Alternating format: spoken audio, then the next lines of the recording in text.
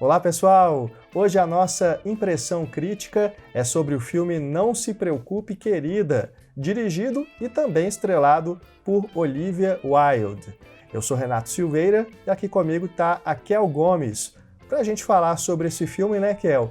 Que teve muita repercussão mais pelos bastidores do que pelo filme em si. Com certeza, esse tipo de filme que o drama todo dos bastidores acaba ofuscando um pouco, né, o que o filme traz como proposta, assim. Então, vamos ver aí o que a gente achou desse filme, que é de uma diretora que com seu primeiro filme, o Fora de Série, ganhou todo mundo, né? A gente gostou bastante da estreia dela e agora ela vem aí com uma proposta bem diferente. I have it. Focus, right here. Let's have a little drink. Yeah, I will.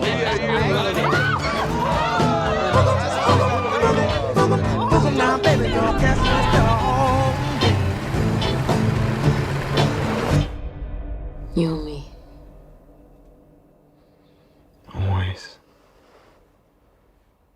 You and me.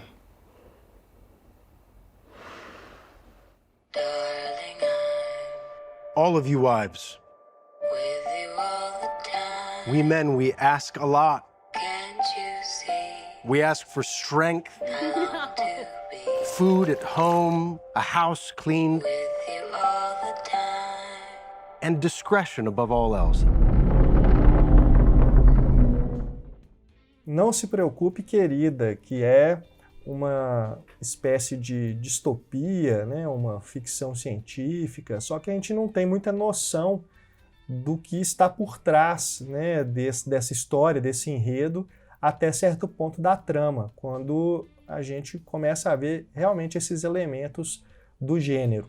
Porque o filme começa, né, Kel, com essa sociedade ali meio anos 50, American Way of Life, aqueles bairros, né, que a gente está acostumado a ver muito nos filmes americanos, as esposas em casa fazendo tudo, né, limpando a casa, preparando o almoço, preparando o jantar, cuidando de filhos, e os maridos saem para poder trabalhar.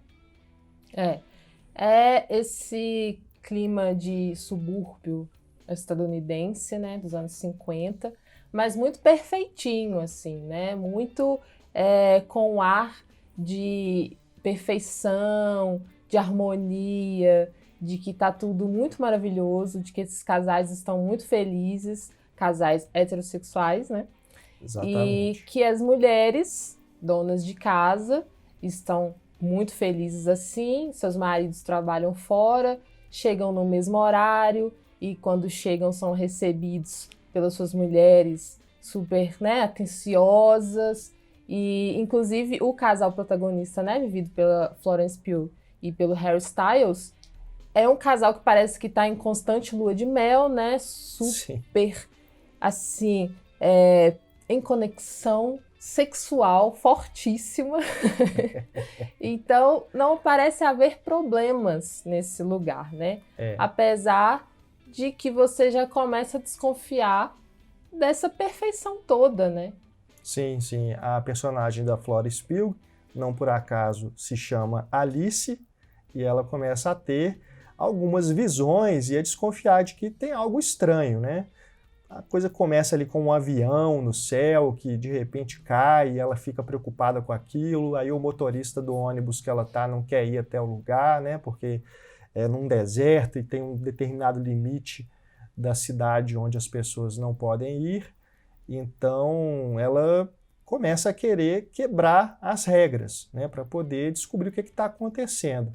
E eu acho que essa referência à Alice está em vários momentos do filme, né, Kel? A gente não vai entrar aqui muito em spoiler, né, até porque é um filme... Não, eu sei que é até complicado, né? A gente avisa quando a gente for entrar em spoiler, mas aqui para a segunda metade do nosso comentário.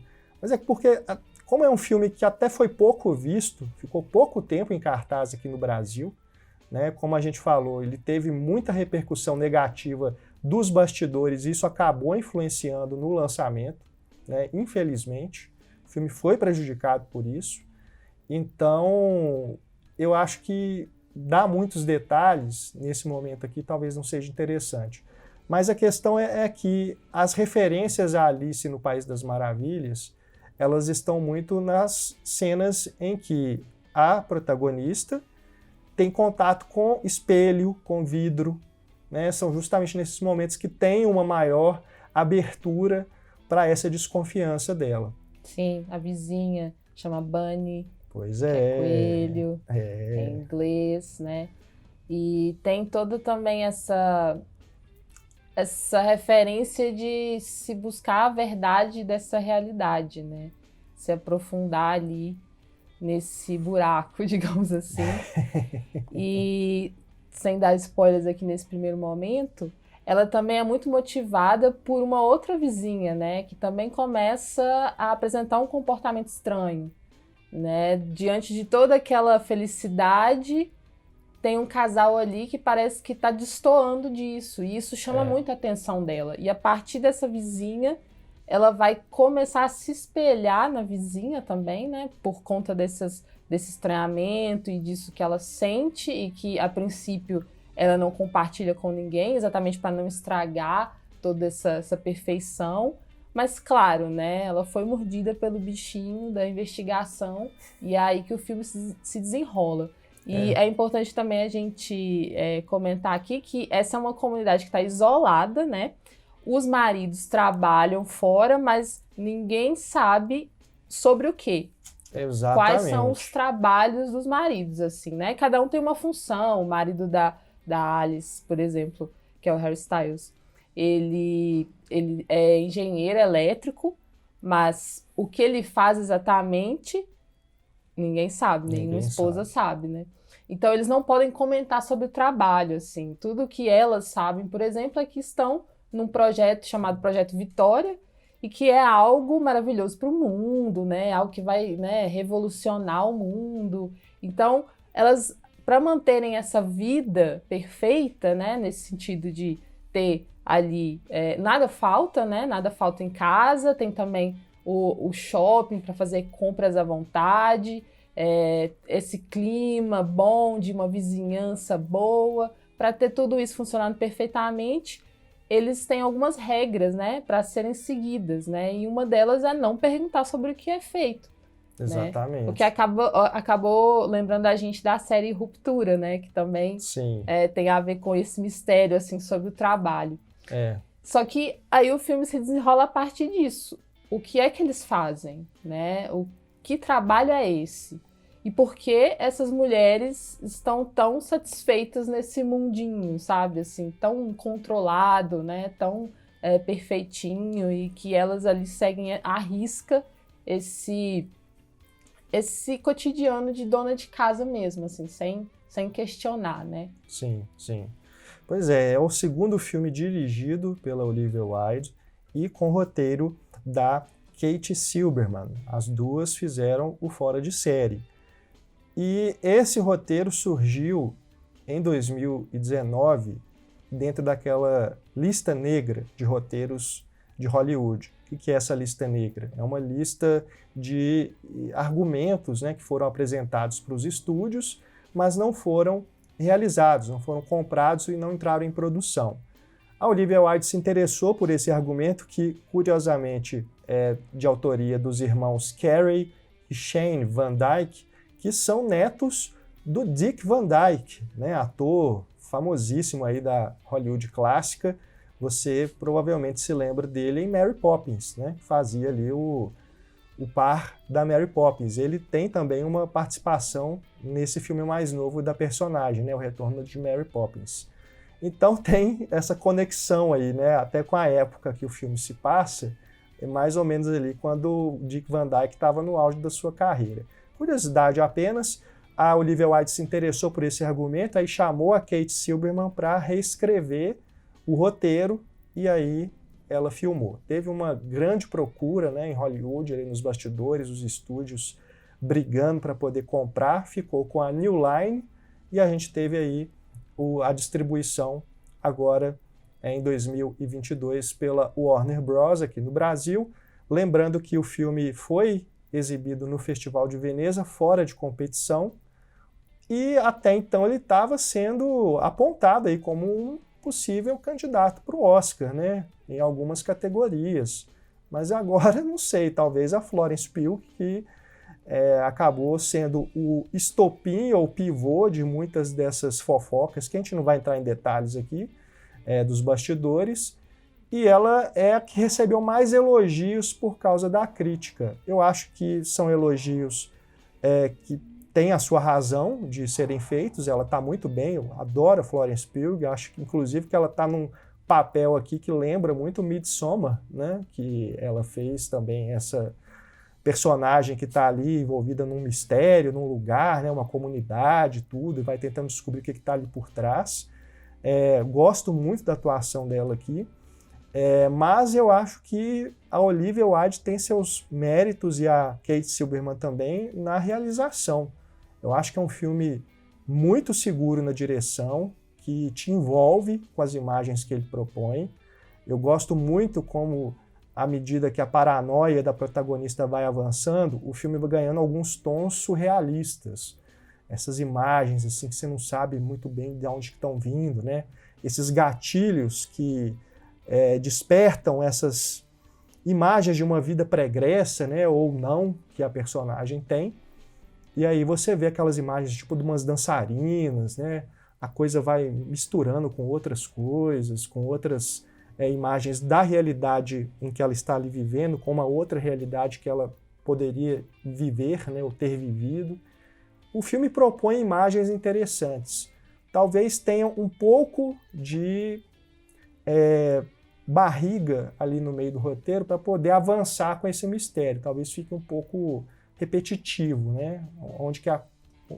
No que isso vai dar. Mas eu acho que a forma como a Olivia Wilde trata as imagens é bem interessante. E aqui, né, Kel? Mérito também para a fotografia do Matthew Libatic, né? Com certeza. Inclusive, a gente estava falando, né, de referência de Alice e tal, mas outros filmes são evocados, assim, né? Quando Bastante. A gente está vendo... Não só filmes, inclusive. Por exemplo, Cisne Negro. O Renato comentou, né, que tem umas dançarinas, tem uma questão coreográfica, tanto nessas imagens de delírio, ou seria lembrança, ou seriam metáforas, enfim. Tem essas coreografias, né, que são muito simétricas, de mulheres dançarinas. Tem também ela fazendo balé com as outras vizinhas, né?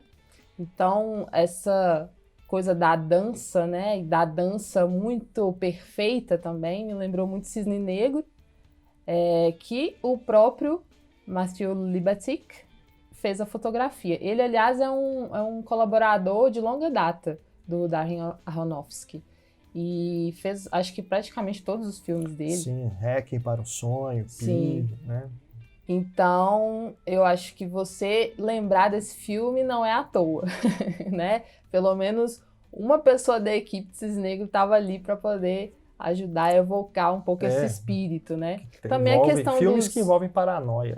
Também a questão desses espelhos, né? Que tem muito em Cisne Negro, né? O Show de Truman também, acho que lembra muito. E Corra, né?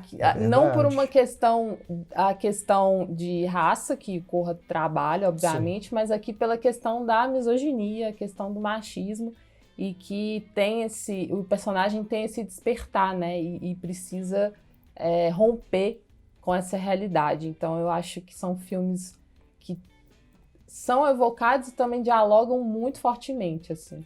Eu tenho outras referências aqui que vieram enquanto eu estava assistindo ao filme, mas para eu citar a gente vai ter que entrar em spoiler. Então acho que se você tiver algum comentário sem spoiler para fazer, faça agora, porque a gente pode partir agora para as informações que, né, são mais reveladoras. Sigilosas. Bom, sigilosas. O comentário sem spoilers que eu posso fazer é que eu também gosto bastante, acho que é um destaque do filme mesmo, a direção de arte da Kate Byron, porque é uma direção de arte muito precisa, assim, como a gente comentou, né? Tem esse lugar, né, suburbano dos anos 50, mas ele é muito organizadinho, muito controlado, e passa uma ideia de artificialidade, apesar de você se situar bem nele, sabe, que são anos 50, que é o subúrbio, é os Estados Unidos, mas assim, tem um quê de artificialidade, ao mesmo tempo que passa um glamour, né? Uma coisa assim glamurosa, uma coisa sedutora, uma coisa que, sabe, atrai os olhos porque é agradável de ver. E é muito inspirado na arquitetura modernista, assim. A gente vê as casas, os prédios, né, que tem, tudo muito modernista. E aí eu fico lembrando a todo momento do filme, assim, quando tem essas casas e tal, me veio muito a minha própria cidade, né, Belo Horizonte, porque aqui é um lugar repleto de arquitetura modernista. Então, alguns bairros me lembram, sabe, o filme. Eu achei bem interessante o moderno ali, sabe, para representar essas linhas, né, essas linhas mais retas, mais simples. É uma coisa da ordem mesmo, assim, sabe? E de algo que você é atraído, mas você tem essa atração, mas por trás disso tem algo, sabe, a mais, assim. É bem interessante a direção de arte, eu acho que é um dos destaques mesmo. Sim, e só para falar um pouco das atuações, né, eu já aqui falei da Florence Pugh, você gostou também da atuação dela? Você acha que ela tá gostei. num bom papel aqui? Eu também gosto muito dela, acho que ela é uma atriz, assim, dessa nova geração, né, é uma atriz muito boa, e eu acho que em conjunto com Harry Styles ficou um pouco difícil, porque o Harry Styles tá fazendo um trabalho bem mínimo, assim, sabe? Ele não estraga o filme, não chega a ser um estrago, mas digamos que ele também não traz nenhuma camada pro personagem dele, assim. Acho que fica muito unidimensional, fica, sabe, simples, fica monótono o personagem dele. Então você pensa que se fosse um ator, sabe, mais intenso, sabe, que consegue trabalhar melhor as camadas, ia ficar bem mais interessante, né? E aí a gente vale a pena entrar aqui na questão dos bastidores, porque a escolha inicial era o Shia LaBeouf. Ele chegou, inclusive, aí para o set para fazer esse personagem, né? Mas aí acabou que não deu certo e ele se desligou, ou foi desligado, né? Fica aí a guerra de narrativas. E aí o Harry Styles veio. Harry Styles, que é companheiro da Olivia Wilde, né? Os dois são um casal na vida real. O Shia LaBeouf a gente sabe que é um ator intenso, que também tem muitas questões aí de bastidores, né? Que são controversas, muitas polêmicas envolvendo a vida pessoal dele, a forma como ele trabalha também, né? Muito problemático. Muito problemático. Então, eu acredito que, assim, a escolha dele revela muito do que a Olivia Wilde queria para esse personagem. Eu acredito que a gente teria um ganho com um ator que tem essa entrega para o papel, sabe? Não precisaria ser necessariamente o Shia LaBeouf, mas um ator assim, que tem uma entrega para o papel, né? Sim, e o Harry Styles não é exatamente, está muito cru ainda, né? Para viver assim, alguém que poderia trazer algo a mais, sabe? Explorar uma camada diferente ali desse personagem. Eu acho que Shia LaBeouf, enquanto ator, a entrega ali seria bem mais interessante pro personagem. O problema é que entrar numa contradição entre o discurso do filme, né, o discurso feminista do filme, com o que o Shia LaBeouf é na realidade, assim, né, com as denúncias que ele enfrenta, assim, denúncias de mulheres, de ex-namoradas. Então eu acho que entrar numa contradição horrível, e aí o filme ia, assim, afundar completamente, porque não teria como separar uma coisa da outra, né? Sim. Bom, então, acho que a gente, já que você tocou nessa coisa do viés feminista, a gente entra agora nos spoilers, né? Então, fica aqui, gente, a nossa recomendação para que vocês assistam, né, a Não Se Preocupe, Querida, assim que for possível, assim que o filme estiver disponível, né? E agora que a gente está gravando esse vídeo outubro de 2022, ele já saiu de cartaz aqui no Brasil, está em pouquíssimas sessões, mas assim que estiver disponível, vejam, porque é um filme interessante, tem um mistério que envolve, né? E principalmente se você gosta desse gênero de ficção científica, de distopia, eu acho que é um filme que traz, né, uma discussão interessante por esse viés do feminismo que a gente vai entrar agora com spoilers, né, Kel? Então, vamos lá. É um filme que você precisa assistir sem ter, assim, sabe, nenhuma informação mesmo da história, porque tem isso, né? Tem reviravolta, tem essa coisa da descoberta desse mistério, né? O que, afinal de contas, acontece nesse lugar. Então, a partir daqui a gente vai comentar com spoilers. Isso. E aí eu entro nas referências que me vieram enquanto assistia ao filme. Uma delas é Matrix, que a gente pensa em Alice no País das Maravilhas. Matrix já tinha feito, assim como outros filmes já fizeram, né, essa ligação com Alice no País das Maravilhas. Não é um problema você trazer de volta, né, Lewis Carroll, que é uma referência para muita coisa na vida, inclusive, né? O que é interessante é você retrabalhar essa referência e trazer uma nova camada, uma nova leitura para onde ela está inserida. Aqui não é tão explícito assim, apesar de ter o nome Alice, o espelho, a questão da personagem da Olivia Wilde ser Bunny, né, que traduzindo é coelho, mas você assistindo ao filme, você não percebe assim, eu estou assistindo Alice no País das Maravilhas. Não é nada disso. É justamente encaixar essas referências, né, essas dicas, esses easter eggs, como algumas pessoas gostam de chamar, na história que está sendo narrada. E aí você pode pensar em outras referências que vêm, por exemplo, da televisão. Se você pensar em Black Mirror, que é também uma referência que tem sido muito usada, né? Quando você tem essas histórias que tem algum dispositivo eletrônico envolvido, uma realidade alternativa, né? Então, virou um senso comum, né? Falar, é muito Black Mirror isso, né? Esse filme, ele é bem Black Mirror, você pode pensar por esse lado. Se você lembrar de WandaVision, né, que a gente teve aí recentemente, da Marvel, também tem muito disso, da construção dessa sociedade perfeita, do controle sobre as pessoas que estão ali, a família perfeita, o lar perfeito, né? Tem muito disso. E a outra que para mim foi mais inusitada, que foi The Sims, o videogame. Porque depois que você tem a revelação do que o personagem do Harry Styles fez, né, com a sua esposa e com ele mesmo, o que está por trás desse software, dessa realidade virtual, desse sistema todo que foi criado, é bem isso, né? Porque o The Sims tinha muito essa ideia de você criar a sua vida perfeita, né? Controlar todos os personagens, os vizinhos, a casa onde você mora. Então, também me veio à memória essa referência. Eu acho que tudo isso está servindo a essa metáfora sobre o patriarcado, né? Sobre o controle que os homens querem exercer na sociedade para impedir que mulheres detenham ou compartilhem também o acesso ao poder.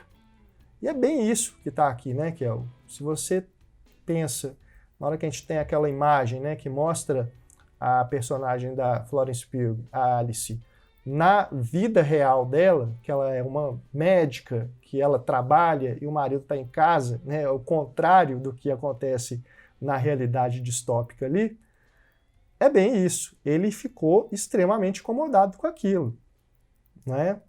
Ele não queria que ela fosse a mulher que trabalha, a pessoa que trabalha, né, na casa e coloca o dinheiro ali, enquanto ele é um nada, né? Você não entende, o cara tá ali e parece que ele, não sei qual que é o motivo dele não tá fazendo alguma coisa. Fica muito claro isso, mas ele é apresentado pra gente como um derrotado, né? Como uma pessoa frustrada, e aí ele descobre isso ali na Dark Web, e aí faz isso com a esposa, né?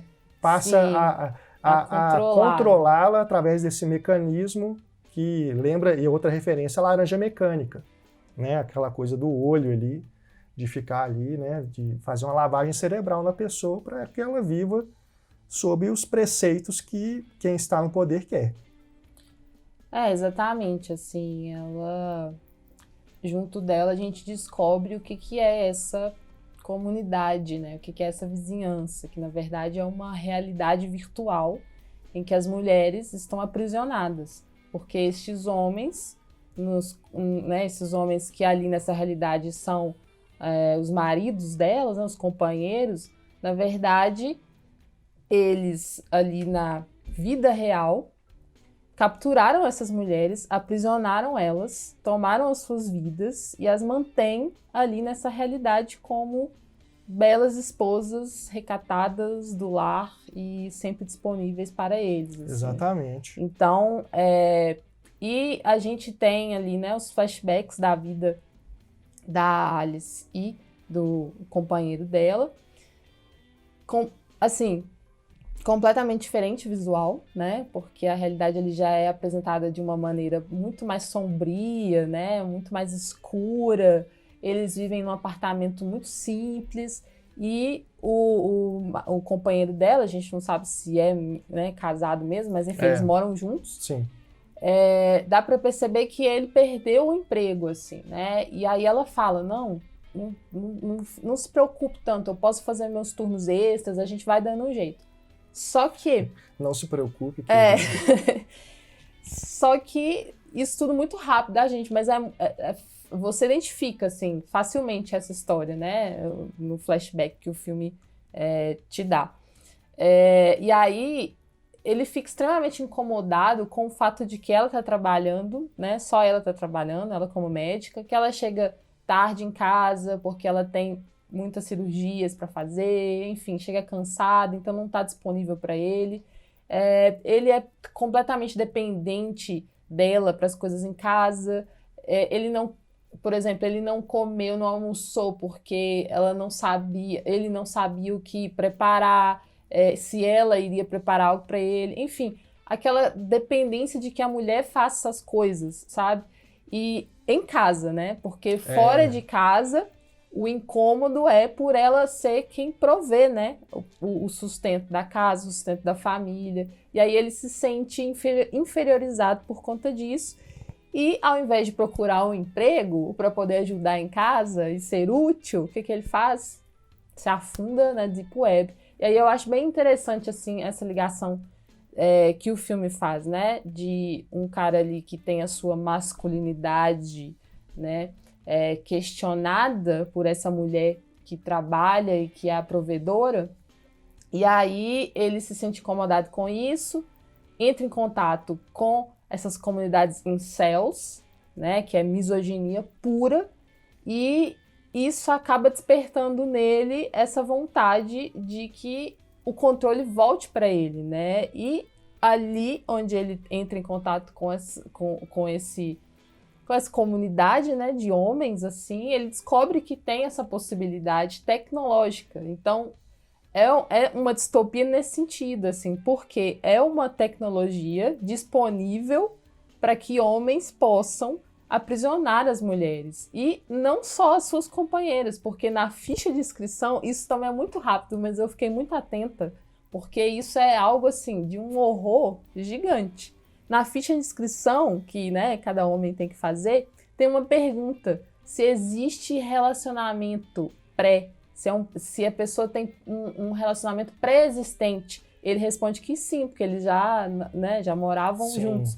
Mas, só por essa pergunta, você já pode inferir que, então, se também não existir, se for uma completa desconhecida, se for alguma mulher pelo qual o cara tem uma obsessão, por exemplo, ele também vai poder aprisionar, entende? Isso eu achei, assim, uma coisa... essa fantasia. Sabe? Né? Exatamente. Pode ser com qualquer mulher, né? Não só com a sua companheira, né? Pode aprisionar. Então, assim, é distópico nesse sentido, porque se isso existisse de fato, e é tão Black Mirror, como o Renato falou, se isso existisse de fato, eu tenho certeza que nessas comunidades incels, esses caras misóginos e né, que enfim, querem dominar as mulheres, eles colocariam Sim. isso em prática com certeza, sabe? Também acho.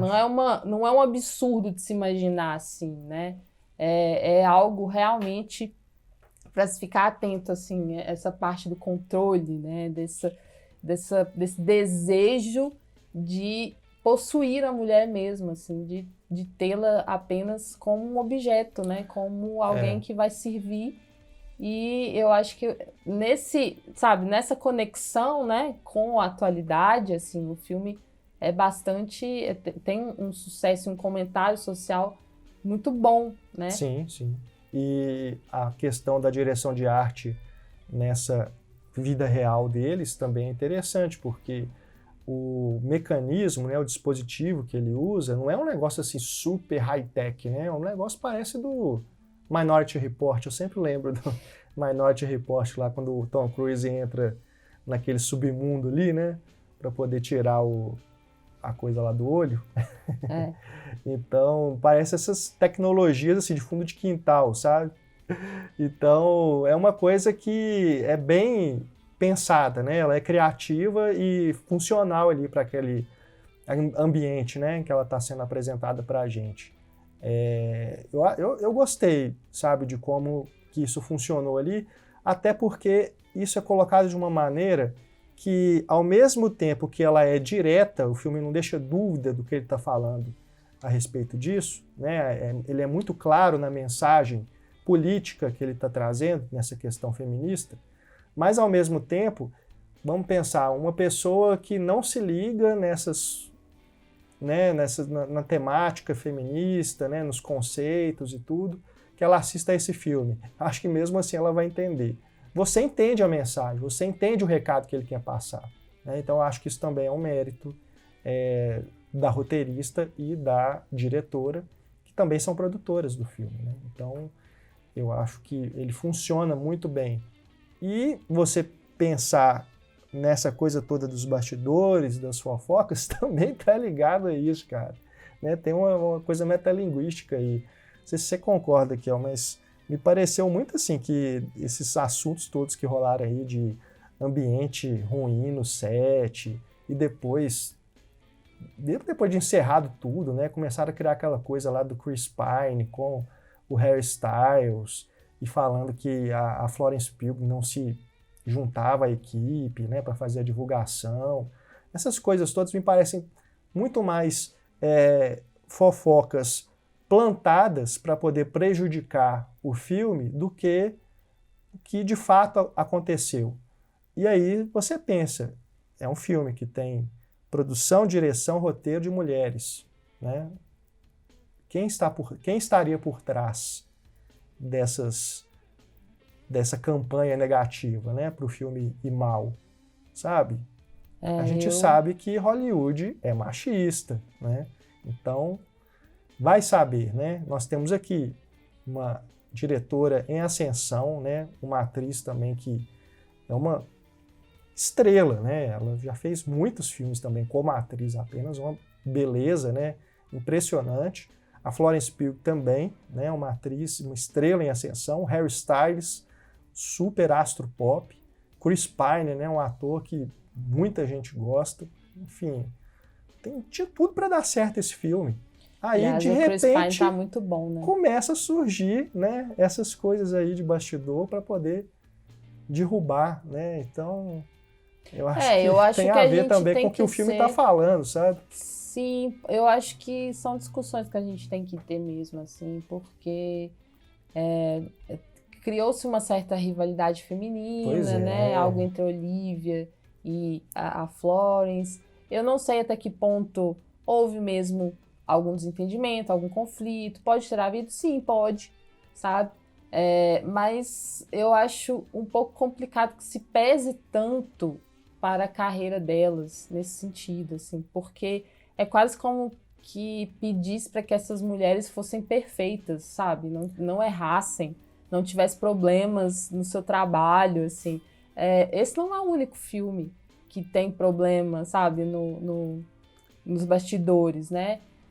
Se é que não são coisas aí, como você falou, plantadas, assim, para poder atrapalhar o filme. Então a gente tem que ser muito sério ao pensar sobre isso, sabe? E a gente tem que sempre colocar na balança essa questão, né, de ser um filme com direção feminina, de uma mulher que está em ascensão na indústria. E, assim, não estou aqui defendendo a Olivia Wilde, porque eu realmente não sei, assim, não conheço ela como pessoa, né, como ela é no dia a dia do trabalho, mas, ao mesmo tempo, eu estou defendendo que ela não precisa ser uma mulher perfeita, né?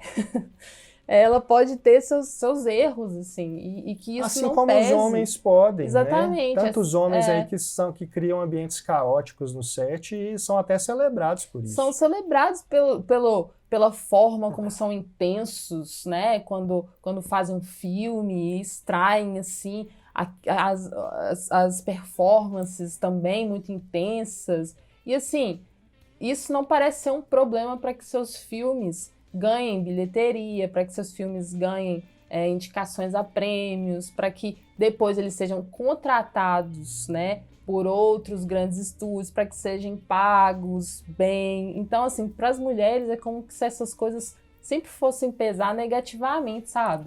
Tipo, eu fico muito preocupada com a carreira da Olivia Wilde agora, a partir de então, assim, depois disso tudo que aconteceu, como é que vai ficar a relação dela de negócio mesmo com Sim. os estúdios, sabe? Sim. E mais, eu também fiquei pensando muito em como a relação dela com o Harry Styles talvez também seja algo que incomode as pessoas, né? Porque ele, como você falou, é um ídolo pop, né? E é um cara novo. E ela é uma mulher mais velha, já é mãe. E ela namora ele, parece que os dois são um casal ótimo, assim. Mas isso parece incomodar as pessoas, porque ela é mais velha e ele é mais novo, e aí ele também é uma estrela pop, tem todo um fandom, e aí esse fandom se incomoda porque ele namora essa mulher, sabe? Isso é dose. Então, assim, tem muita coisa aí que é pessoal, que é do âmbito pessoal, que eu acho que pode vir a atrapalhar uma carreira de uma mulher em ascensão em Hollywood, que é muito triste, assim, já é Muito. difícil, né? Aí as questões pessoais agora também são questões que podem impedir, sabe? Sim. De ir pra frente, assim. Bom, Muito você triste. citou aí, você falou, na verdade, né, mulheres perfeitas, e aí eu não posso deixar também de falar aqui dessa referência que desde o trailer já está posta, né, que é justamente As Esposas de Stepford, que é um filme de 1975 e que ganhou uma refilmagem que se chama Mulheres Perfeitas aqui no Brasil, né? O filme original é muito interessante, vale a pena procurar. Não sei se está disponível no streaming, mas se aparecer em algum momento, vejam. É muito legal, trata justamente disso, de uma comunidade, né, utópica, né, dessa perfeição utópica, e aí, com o desenrolar da trama, você vai descobrindo o que está ali por trás. E é justamente essa crítica ao controle sobre as mulheres. Claro que em outra esfera, né, com outros objetivos, outras revelações na trama, mas é bem legal. E a refilmagem, que é de 2004, foi estrelada pela Nicole Kidman, né? E o Matthew Broderick. Então, Sim. não é um filme tão interessante quanto o original, mas também é legal, vale a pena ver. Se você não achar o original, veja a refilmagem. Eu tava pensando nessa questão também da metáfora toda, né? Que eu falei, né? Se essa tecnologia tão misógina estivesse disponível, provavelmente muitos homens colocariam em prática. Mas eu fico pensando assim, que por ser uma metáfora de estar falando da eliminação, né, da vida dessa mulher, tipo, que esse cara tá tirando completamente a vida dela. E a própria personagem fala, né, você arrancou a minha vida de mim, assim. Isso de fato acontece, e literalmente, assim, é o feminicídio, né? Arrancar Sim. a vida das mulheres. Então, Sim. eu acho que se a gente for pensar, né, na metáfora assim, nesse sentido, já acontece, gente. Não precisa de tecnologia. No caso, eles chegam até ao assassinato, né? Quando querem e não podem, né? Quando encontram a resistência, né? Quando esse homem misógino, ele tão tão cheio de ideias, né, de controle e, enfim, quando quer controlar e não consegue, encontra resistência, muitas vezes ele quer eliminar a mulher, ele quer matá-la, porque encontrou a resistência ali. Então, às vezes assim, por algo muito simples, né? Muito simples. Então, é muito forte, assim, a crítica.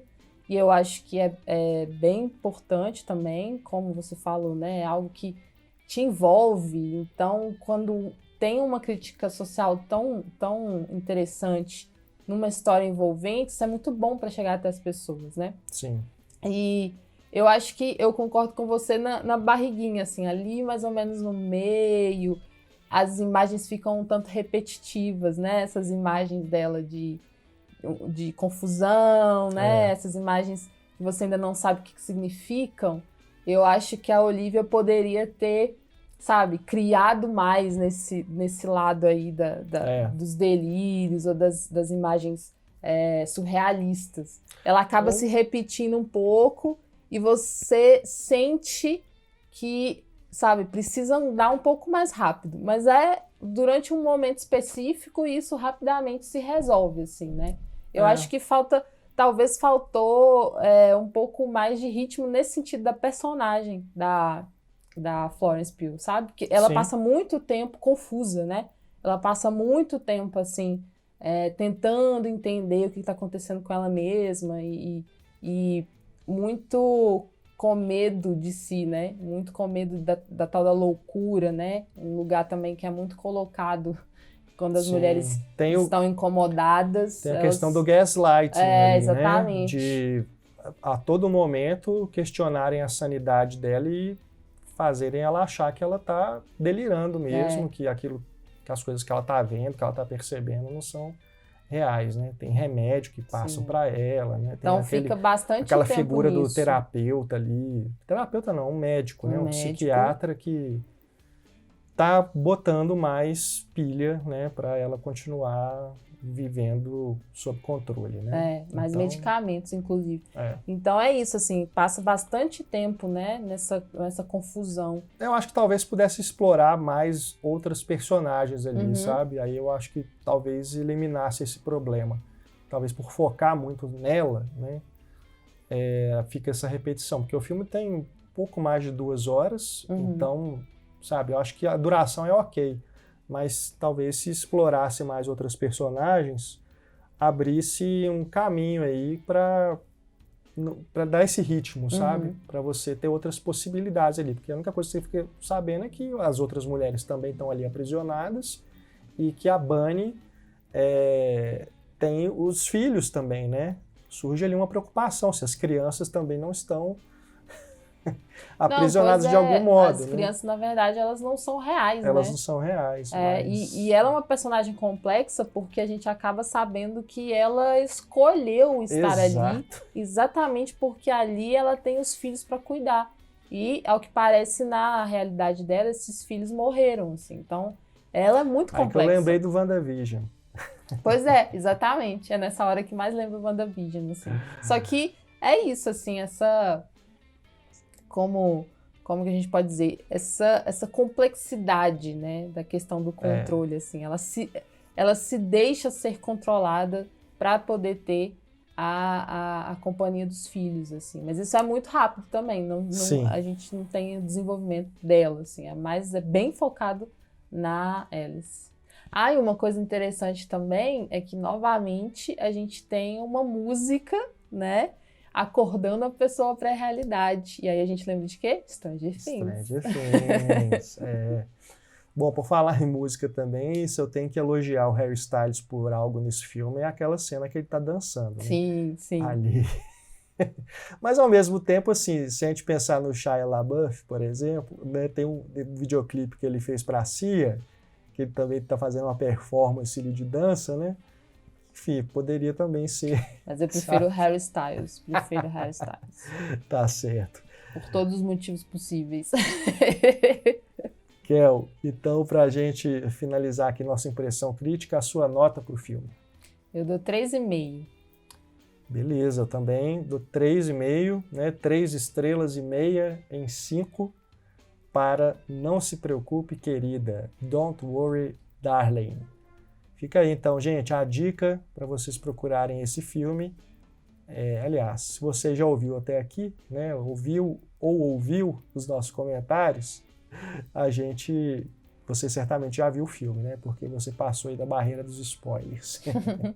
Mas comente, então, se você viu o filme, comente pra gente aí aqui no YouTube, ou então aí no nosso podcast, né? A Impressão Crítica está disponível nos 2 canais, pra gente saber também as impressões de vocês sobre esse filme da Olivia Wilde.